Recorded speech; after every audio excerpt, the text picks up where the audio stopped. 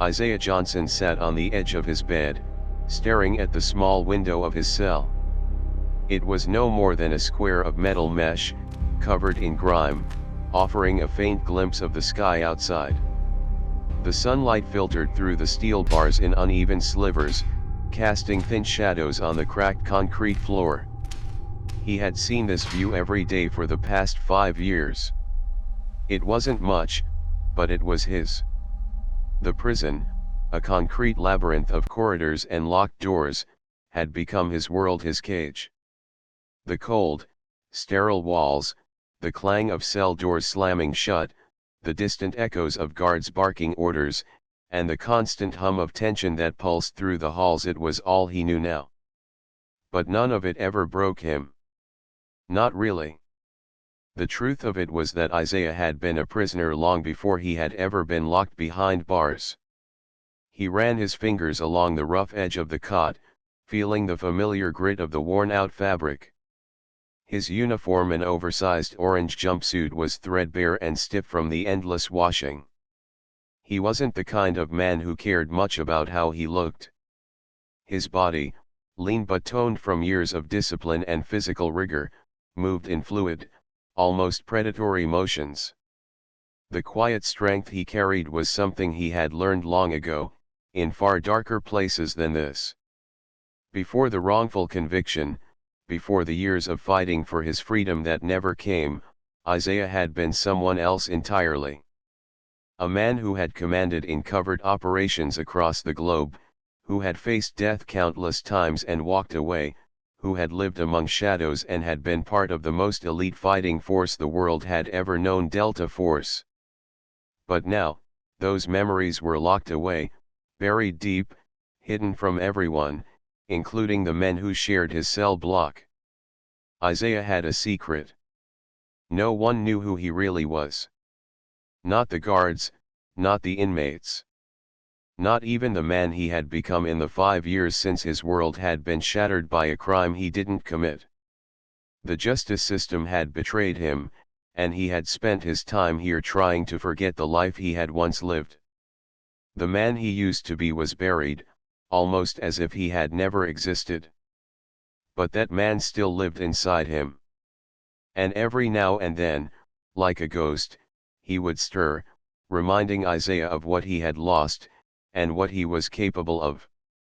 But Isaiah kept him silent. That man had no place here, not in this concrete prison of lies and corruption. The clatter of a steel door opening and closing echoed down the hallway, followed by the shuffle of heavy boots. Isaiah glanced up. The Black Panthers were making their rounds. The Panthers were a prison gang, one of the most dangerous groups in this facility.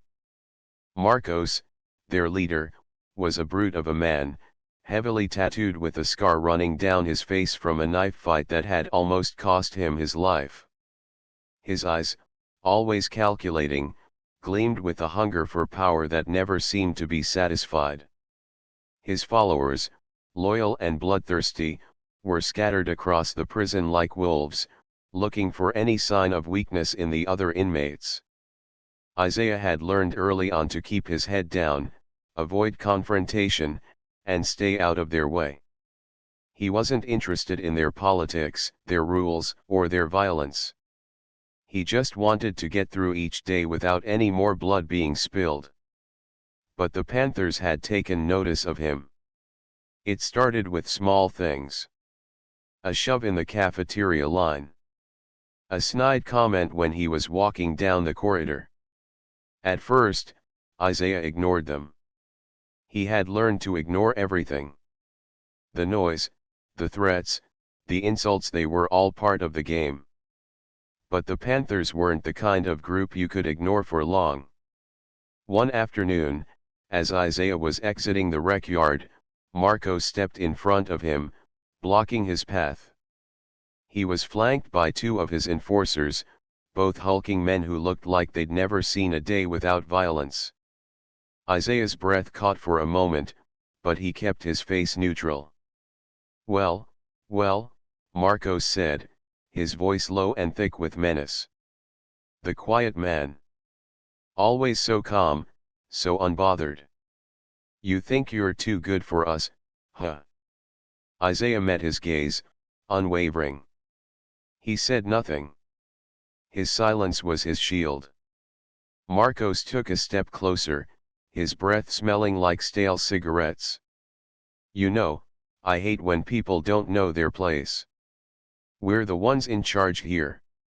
You wanna walk around like you're untouchable?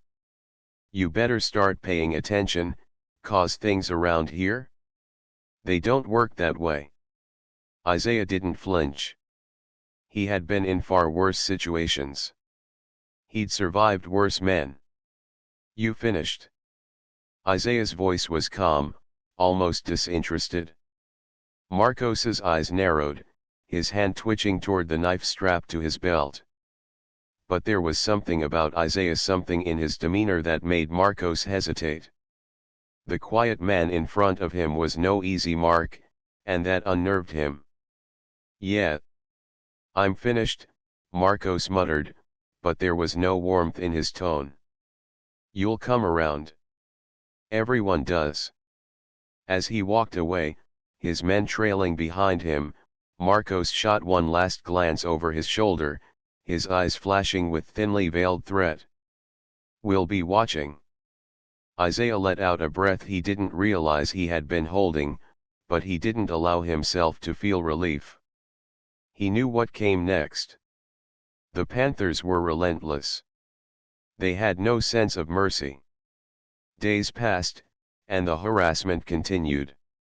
Each time, they got bolder. Sometimes it was in the mess hall, other times in the corridors between classes. They would block his path, lean in close, and whisper threats. At first, he ignored them. But they weren't satisfied with that. They wanted him to react. They wanted him to break. The tension in Isaiah grew, but he never let it show. He kept his calm, his mask of indifference in place. His eyes were always scanning, always alert, waiting for the next move. He knew this game, he had played it too many times before. But every time Marcos and his men got in his face, they were inching closer to pushing him too far. It wasn't fear that drove Isaiah, it was the quiet certainty that his past, the man he used to be, was always watching. And if the Panthers ever pushed him far enough, he knew exactly what would happen next. They didn't know it yet, but Marcos and his gang had made a dangerous mistake. They had underestimated the quiet man in the corner. Isaiah had nothing to lose and everything to gain. As the days wore on, and the harassment grew more intense, Isaiah's resolve only hardened. The Panthers thought they were playing a game. But this wasn't a game to him. This was survival. And Isaiah Johnson, the man who had once led the most elite special forces in the world, had learned one thing above all else: silence was a weapon. And he had become a master of it. Isaiah sat at the worn metal table, the echo of distant clattering trays and muffled conversations vibrating through the cafeteria. The dull hum of voices, the scraping of forks against plates, it was a familiar sound, but tonight, it felt foreign. Every word, every noise, seemed to grow louder as the gang's presence in the cafeteria grew more pronounced. For the last few weeks, the harassment had been subtle small taunts, the occasional shove, someone bumping into him a little too hard. But now, they were making their move. The gang had escalated. They started taking his food, mocking him, calling him names. Nothing overt, nothing obvious, but Isaiah could feel the tension thickening like smoke in the air.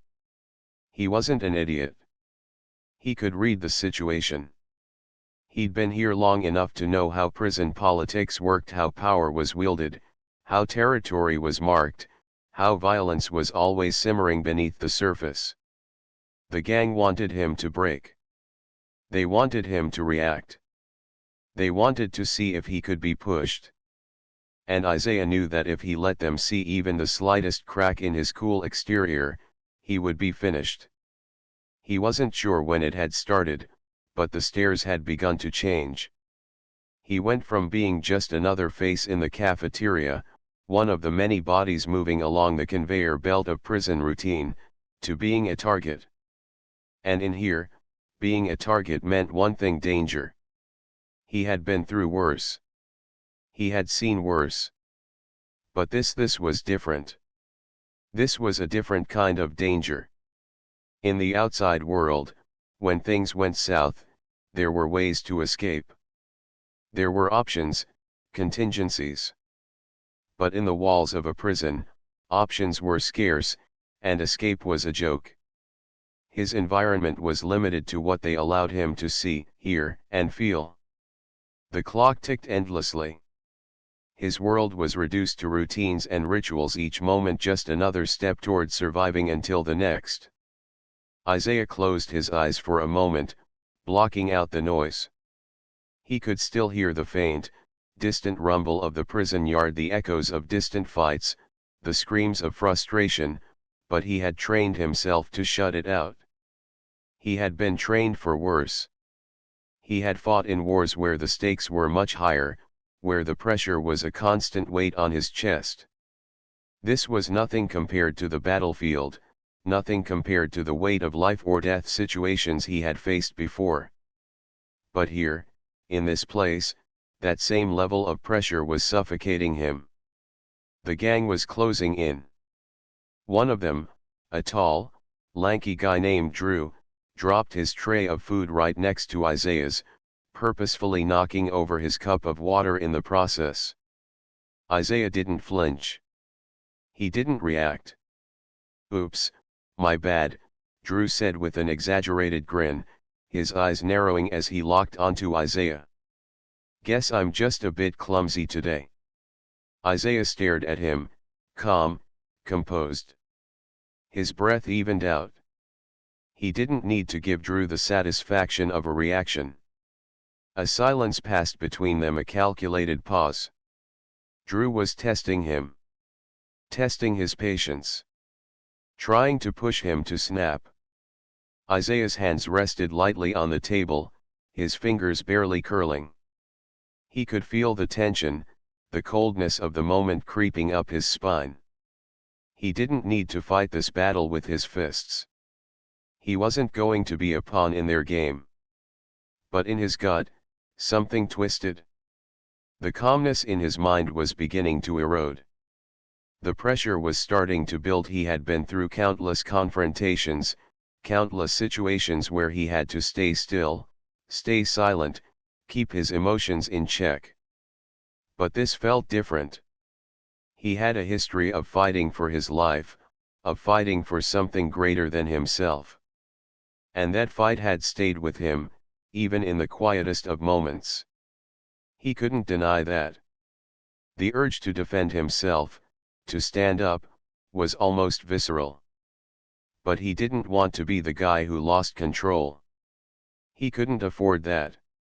The last thing he wanted was to become a part of the cycle where violence was the answer, where it became the only language he knew. "Don't let them get to you," he muttered under his breath, the words barely a whisper. He had to stay calm. He had to keep his cool. He was good at it. He had learned to hide the rage, the fear. Drew leaned in closer, lowering his voice but making sure Isaiah heard every word. "You're just like the others, aren't you?" Drew sneered. "Too scared to do anything, too weak to fight back. You think you're special, huh? You think you're above us?" Isaiah didn't flinch. He didn't react. He'd been through worse. In his mind, the endless echoes of combat operations, the sounds of gunfire, the chaos of a war zone. The raw memories threatened to surface, but he kept them buried deep, in the places where he could control them. Drew's words faded into the background. They were just noise. They were nothing compared to the sound of mortar fire, the screaming chaos that had once surrounded him on the battlefield. But Drew wasn't finished. He leaned forward again, eyes narrowed, jaw set with determination. "You're nothing. You're weak. A scared little man who doesn't have the guts to defend himself." At that moment, Isaiah felt the familiar thrum of anxiety and knot in his stomach that slowly twisted tighter. He had learned, years ago, that anxiety was something to be feared. It could distort your judgment. It could push you to make mistakes. In combat, anxiety was a killer. This wasn't combat, though. This was survival, plain and simple. And sometimes, survival meant making choices you didn't want to make. Drew's hand suddenly shot out, grabbing Isaiah's tray and knocking it to the ground, the noise of it crashing against the floor making Isaiah's heart skip a beat. His breath quickened slightly, and for a moment, his mind flashed to a memory he was back in the field, back in a place where every second counted, where a wrong move could mean death. The memory was vivid, so real, it was as though he could smell the gunpowder, hear the roar of explosions. But then he exhaled sharply, pulling himself back into the present. He wasn't there. He was here. And this moment, this fight, wasn't worth losing control over. Not yet. The cafeteria fell into a brief silence, the tension hanging in the air like a storm waiting to break. Drew stood over him, expecting something, anything. A fight. A reaction. But Isaiah refused to give him that satisfaction. The gang was watching, waiting, hoping for him to break. But Isaiah stood up slowly, his posture relaxed, his body language controlled. He looked Drew dead in the eyes, the calmness in his face only heightening the intensity of the moment. "I don't want any trouble," Isaiah said quietly, his voice low and steady. "You're wasting your time." Drew's grin faltered for a moment. He didn't know what to do with someone who refused to fight back. But then, the tension broke as another voice called out. "Hey, Drew. Leave him alone." It was Ray, one of the older inmates from the other side of the cafeteria. He wasn't a part of Drew's gang, but his presence was enough to defuse the situation. Drew scowled, shooting a last look at Isaiah before turning and walking away with his crew. Isaiah exhaled. The adrenaline slowly drained from his body, and he sank back down into his seat, the knot in his stomach unwinding just a little. He wasn't sure if he had won the battle or if he had just survived another day. But the truth was, the fight was far from over. The internal conflict raged on. He had been through too much, seen too much, to back down now. But Isaiah knew that if he didn't keep his cool, if he didn't continue to suppress the urge to fight back, he might lose himself in the process.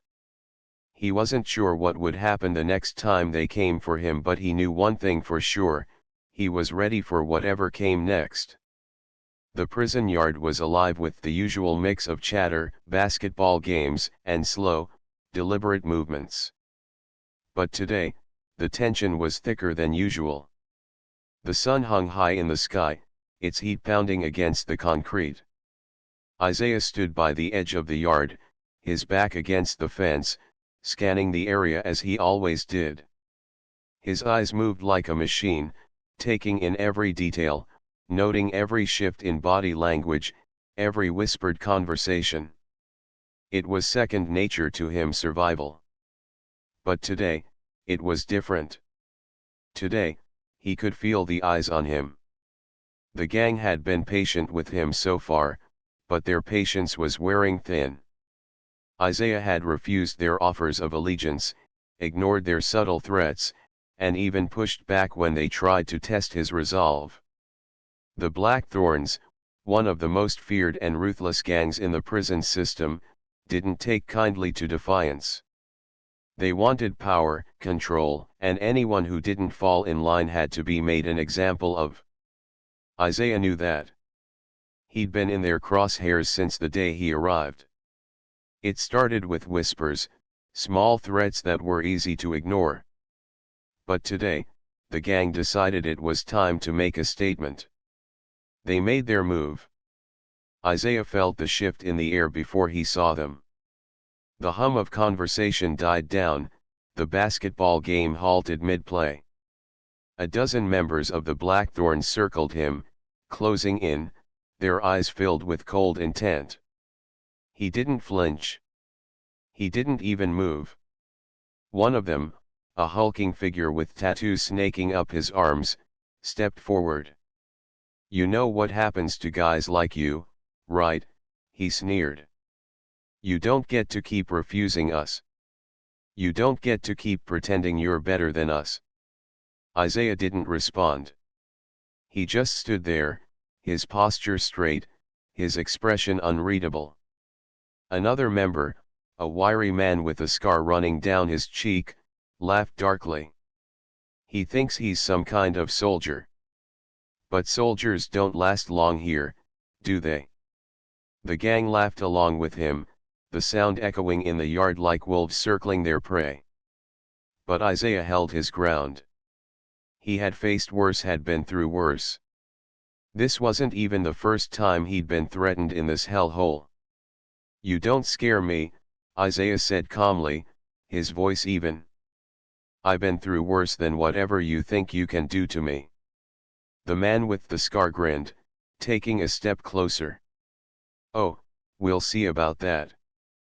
Isaiah didn't react, his eyes locked onto the scarred man's face. He wasn't afraid. Not anymore. He had learned long ago that fear was a weakness, one that people like him couldn't afford. But just as the tension reached its peak, a loud voice cut through the air. "Back off!" The shout came from the guards, standing at the edge of the yard. But the gang didn't scatter. Instead, they closed in even tighter, pushing Isaiah toward the fence. The leader, the hulking man, grabbed him by the collar, shoving him against the metal. "You'll join us, Isaiah. You'll be one of us, or we'll make you wish you were." Isaiah felt the pressure of the man's hands on his chest, but he didn't flinch. He stood still, breathing calmly, refusing to let them see even a hint of weakness. He could feel the weight of their stares, the heat of their breath, but he didn't budge. He wasn't going to be anyone's puppet. "I'm not joining you," Isaiah said, his voice quiet but firm. "You're not in charge of me." The gang went silent for a moment, and then the leader's face twisted into a sneer. "You think you can walk away from us? You think you can defy us without consequences?" Isaiah met his gaze without blinking. "I'm not scared of you." That was all it took. The hulking man's fist came out of nowhere, landing hard against Isaiah's stomach. The air rushed from his lungs, but he didn't gasp or falter. His body absorbed the hit, but his mind stayed focused, sharp, calculating. They wanted to break him. They wanted to see him fall. Another blow came, this one across his face, but Isaiah didn't make a sound. He wasn't going to give them the satisfaction of seeing him suffer. He remained calm, focused on nothing but his own breathing, on the way his body reacted to the hits without losing control. And then the guards were there, rushing toward the chaos. The gang scattered, but not before the leader shoved Isaiah one last time, sending him sprawling onto the ground. The guards pulled Isaiah to his feet, dragging him away from the scene. The clang of the steel door slamming shut echoed in Isaiah's ears as he was shoved into the small, solitary confinement cell. He didn't resist. He didn't say anything. His body was battered, his head spinning, but his mind was clear. It had to be. There was no room for weakness here. The door locked behind him, leaving him in darkness. He slumped against the concrete wall, his breathing steadying as he took in the silence. The stillness of the cell was suffocating, but it was also a relief. Here, there was no one to pretend for. No one to impress. No one to threaten him. Just him and his thoughts. And for the first time in a long while, those thoughts turned inward. Isaiah's mind drifted back to the past, to a life that felt like a distant memory. He remembered the days when he had been a part of something bigger, when he had been a soldier, not just a prisoner. He remembered Delta Force, the missions, the camaraderie, the purpose. He could still see the faces of his comrades, the ones who had stood beside him, who had trusted him with their lives. He remembered the adrenaline of each operation, the split-second decisions that had kept him alive, the sense of control, of power, that came with being part of something that mattered. That man, the one who had been a leader, a protector, a fighter, he was still inside of him. The system might have broken him down, might have tried to erase his past, but that part of Isaiah was still there, buried beneath the surface. His training. His instincts. His mind, sharper than ever. He had been through worse. He had faced situations far more dangerous than this. And he wasn't going to let some gang of thugs break him. He sat up straighter, his hands trembling slightly as the memories flooded back. He remembered the discipline, the way he had been trained to control every situation, to never let emotions rule him. He had survived the toughest missions. He had faced death head-on and walked away. Why should this be any different? The gang had thought they could break him, but they had underestimated him. He wasn't just some guy who could be pushed around. He wasn't just a prisoner. He was a trained soldier, and he wasn't going to let them take that from him. The quiet of the cell enveloped him, but inside, something was shifting. His mind was already working, planning. Isaiah stood, the energy returning to his limbs as the reality of his situation settled in. This wasn't just about survival anymore. It was about reclaiming what was his. His dignity. His strength. His resolve. The Blackthorns had made a mistake. They had pushed him too far. And now, they were going to find out just what it meant to mess with someone who had nothing left to lose. Isaiah clenched his fists, his body alive with purpose. It was time to stop being passive. It was time to take control of his own fate. The gang wanted to see him break. He was just getting started. Isaiah's body ached from the days spent in solitary confinement. His skin felt like it was crawling, his muscles stiff from the hours of stillness, and his mind was a storm of restless thoughts. The sound of the door to his cell clanging open was a welcome break from the suffocating silence that had held him captive. A guard stepped inside, his face impassive as he unlocked the handcuffs around Isaiah's wrists. "You're free to go," the guard said, his tone curt. "Move." Isaiah didn't respond. He didn't need to. His silence was the only thing he could control now. He rose to his feet, his legs weak beneath him, but steady enough to hold his weight. The air outside the confines of his cell was stale, and the harsh fluorescent lights above flickered as he stepped out into the hallway. The noise of the prison had never seemed louder.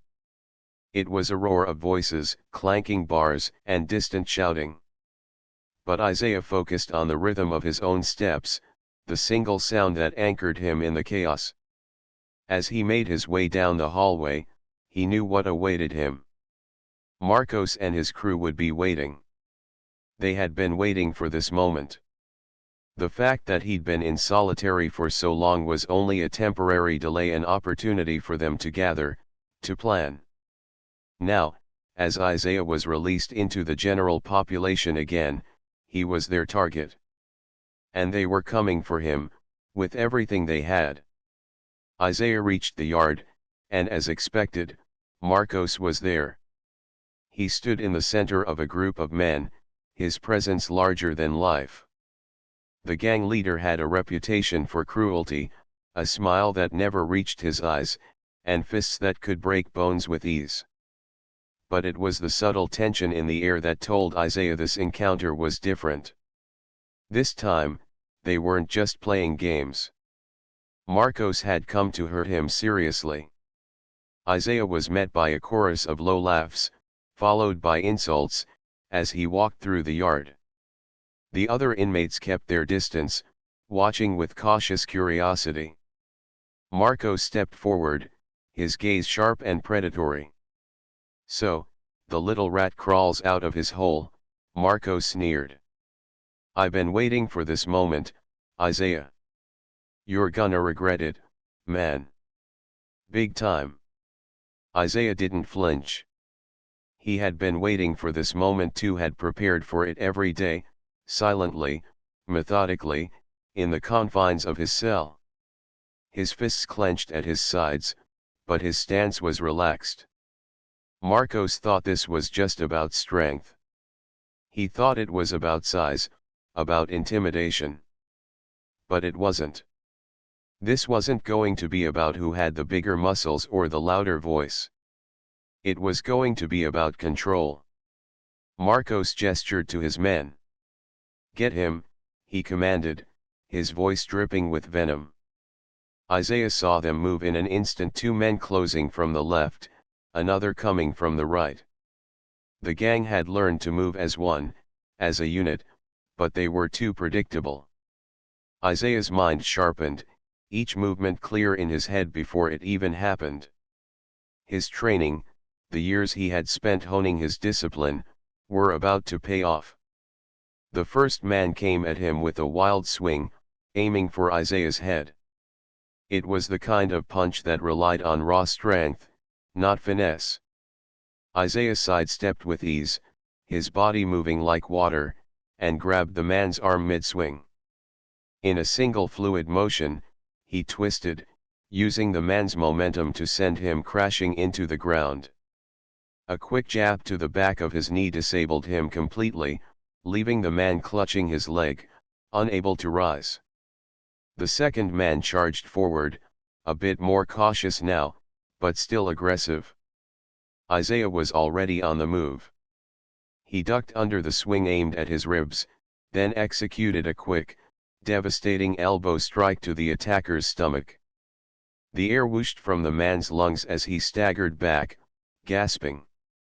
Isaiah followed up with a sharp knee to his midsection, dropping the man to the floor in a heap. The third attacker was fast, but Isaiah was faster. As the man lunged for him, Isaiah dropped to the ground, sweeping his legs in a low arc that sent the gang member sprawling face first onto the concrete. In a heartbeat, Isaiah was back on his feet, a defensive stance already in place, his eyes scanning the group, calculating his next move. Marcos's face twisted in rage, his eyes wide with shock. "You think you can take us all on, huh?" he shouted, his voice thick with disbelief. But Isaiah didn't answer. He didn't need to speak.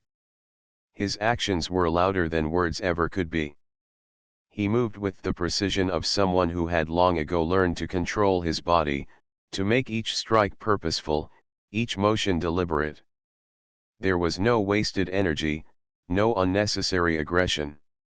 He wasn't fighting to hurt them, he was fighting to disarm them, to neutralize the threat. The remaining gang members hesitated. Marcos, still stunned, finally signaled to them to keep attacking, but they were unsure now. Isaiah had dismantled their first wave without breaking a sweat, and the air had changed. Where once there had been confidence, now there was hesitation. Fear was beginning to spread among them. Another man lunged, trying to take Isaiah from behind, but Isaiah was already a step ahead.